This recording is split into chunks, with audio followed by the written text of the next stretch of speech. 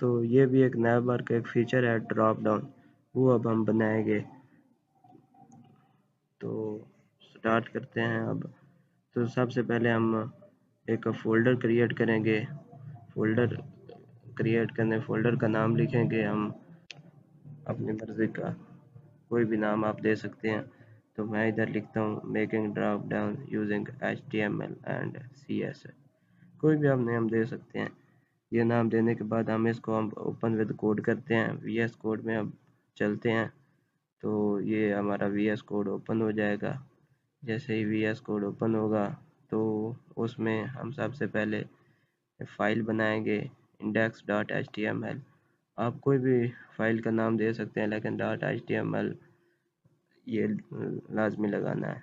तो ये लिखने के बाद हम Shift+1 दबाएंगे तो हमारे पास बेसिक कोड जनरेट हो जाएगा। और उसके बाद हम टाइटल देंगे, कोई भी आप टाइटल लिख सकते हैं। तो मैं इधर लिखता हूँ making naive bar using HTML and CSS making drop down या नैव बार। ये लिखने के बाद अब हम CSS फाइल को लिंक करेंगे। तो उसके लिए लिंक का लिखेंगे और उसका पाथ देंगे style.css। तो ये लिखने के बाद अब हमें फिर फाइल भी बनानी पड़ेगी। तो फाइल style.css लिखी। ये लिखने के बाद अब हम अपने HTML फाइल में चलते हैं। तो उधर हम अपना वर्किंग स्टार्ट करते हैं, प्रोजेक्ट्स को स्टार्ट करते हैं। तो सबसे पहले हमने एक UL टैग लगाया।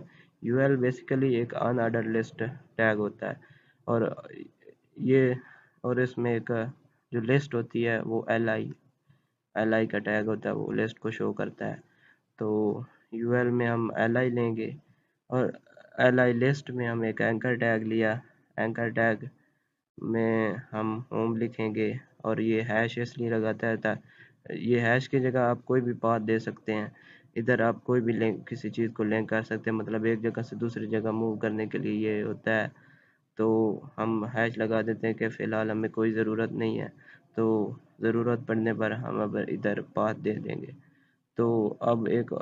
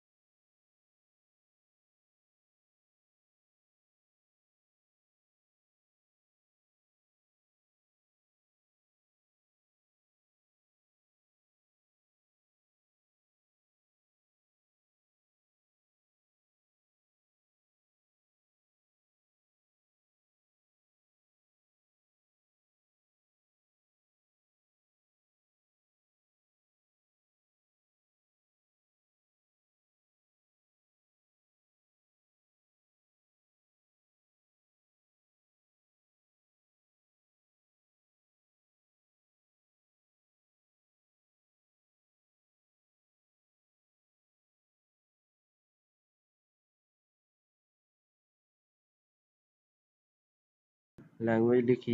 लैंग्वेज लिखने के बाद तो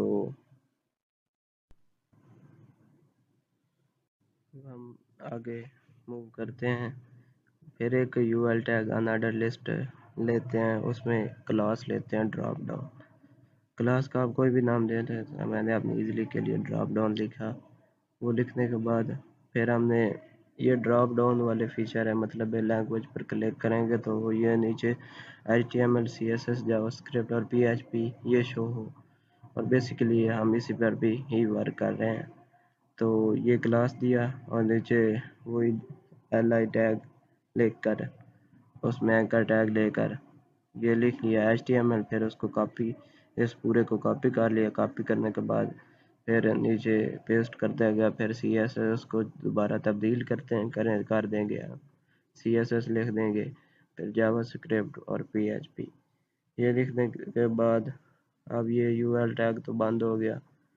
ये हमने मतलब एक होम लिख दिया, एक लैंग्वेज लिख लिया।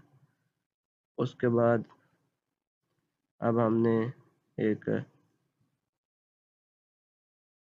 फिर li टैग लेकर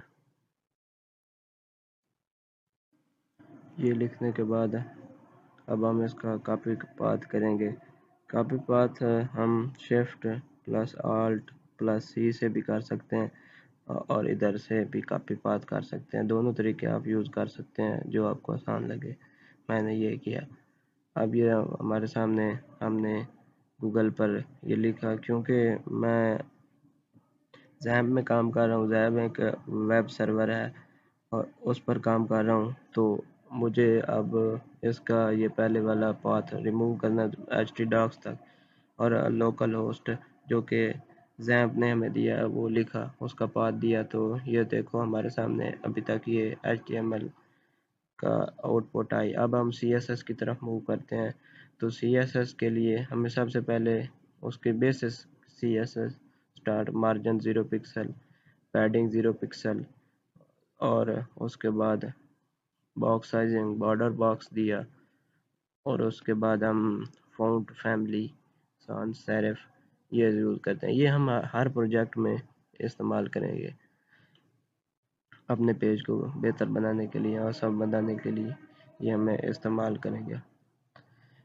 ये लिखने के बाद अब हम अपने कोड की तरफ मूव करते हैं, अपने प्रोजेक्ट की तरफ, और अब हम यूएल को टारगेट करेंगे और उसको स्टाइल करेंगे। यूएल में सबसे पहले तो लिस्ट स्टाइल देंगे।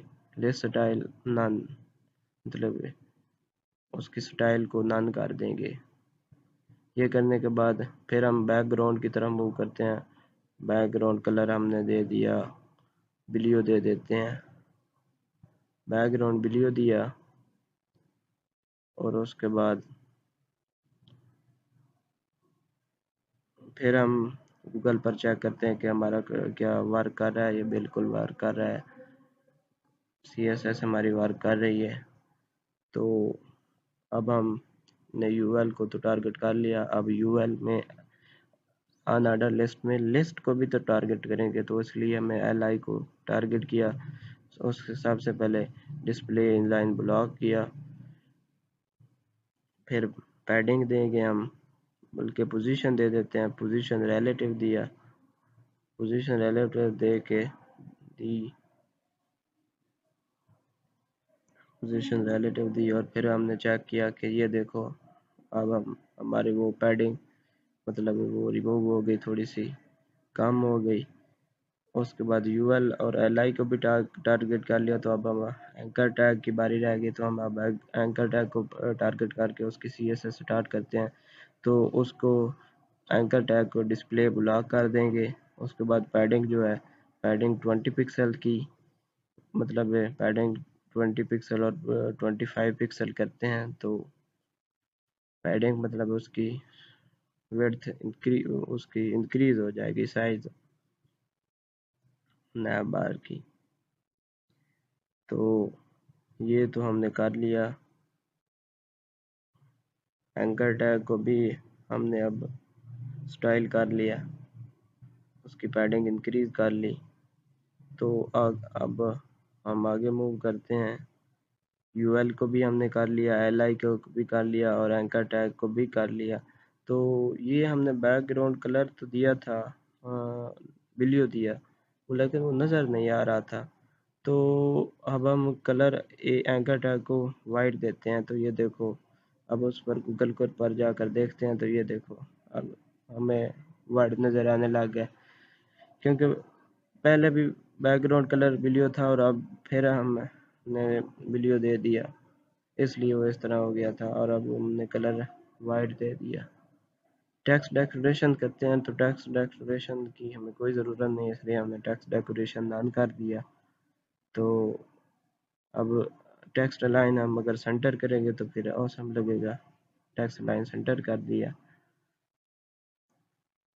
उसके बाद अब फ़ॉन्ट साइज़, वो टेक्स्ट का जो फ़ॉन्ट है उसको बढ़ाने के लिए हमने फ़ॉन्ट साइज़ को 20 पिक्सल किया। तो ये देखो, एक तो वो टेक्स्ट जो है वो सेंटर में आ गया, उसमें पैडिंग आ गई, उसमें अब फ़ॉन्ट साइज़ भी इंक्रीज़ हो गया। एंकर टैग को हमने अब टारगेट किया और उसकी CSS कर ली। तो अब हम आगे मूव करते हैं। फिर मूव करने UL लिखा, LI लिखा, फिर उसके बाद क्योंकि UL डॉट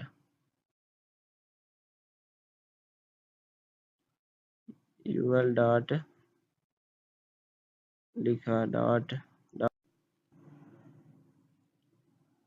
अब UL dot drop down dot, चूँकि क्लास उधर दी थी ना हमने, तो उधर ड्रॉप डाउन लिखा था क्लास में UL में। तो उसको अब उसको टारगेट करने के लिए डॉट ड्रॉप डाउन लिखना पड़ेगा। तो अब उसको टारगेट करते हुए मतलब ड्रॉप डाउन को अब करने लगे हैं, तो डिस्प्ले ब्लॉक कर दिया। मतलब अब हमें वो डिस्प्ले ये जो हो रहा था, हम रिफ़्रेश करके देखते हैं तो वो डिस्प्ले ब्लॉक हो गया हमारे पास। ये हमने किया था टारगेट, ये भी हो गया, डिस्प्ले को ब्लॉक कर दिया। फिर हमने UL लिखा, LI लिखा, उसके बाद LI लिखने के बाद फिर उसी क्लास को UL डॉट ड्रॉप डाउन उसको एक्सेस और लिख कर एक्सेस किया। और अब हम चूँकि इस पर अब हम वर्क कर रहे हैं ना, तो अब इसकी थोड़ी हमने डिस्प्ले को तो ब्लॉक कर लिया। अब हम उसकी थोड़ी सी विड्थ इंक्रीज़ करते हैं।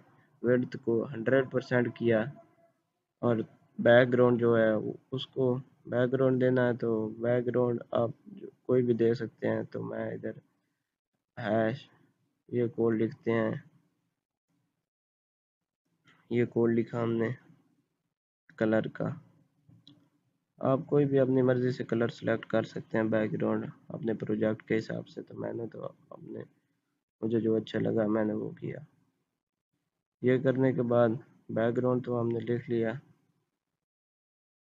लेकिन बैकग्राउंड आया नहीं है, लगता है मिस्टेक हो गई है कोई इसमें। अच्छा, इसको रिमूव करते हैं, तो हम इसको ब्लू ही दे देते हैं बैकग्राउंड। उसका बैकग्राउंड ब्लू दिया। तो ये करने के बाद हम ने रिफ़्रेश किया गूगल पर जाकर, हमारा काम कर रहा है। अब जी इंडेक्स करते हैं, तो जी इंडेक्स 99 रखते हैं और डिस्प्ले को नन करते हैं। डिस्प्ले हमें नन रखना पड़ेगा। ये देखो, अब विड्थ भी वो अब हमारे पास काम कर रही है, होम लैंग्वेज वो सब। और वो जो HTML CSS जावास्क्रिप्ट लिखा था वो डिस्प्ले नन हो गया। तो बैकग्राउंड ब्लू तो हम नहीं लिखेंगे, क्योंकि ब्लू पहले भी है तो वो नज़र नहीं आएगा, इसलिए हमने बैकग्राउंड ब्लू को रिमूव करके रेड लिख देते हैं। कोई भी आप कलर अपना मर्ज़ी से सिलेक्ट कर सकते हैं। तो अब हम हावर इफ़ेक्ट लगाते हैं। तो हावर इफ़ेक्ट लगाने के लिए उसका हमें टैग लिखना पड़ेगा।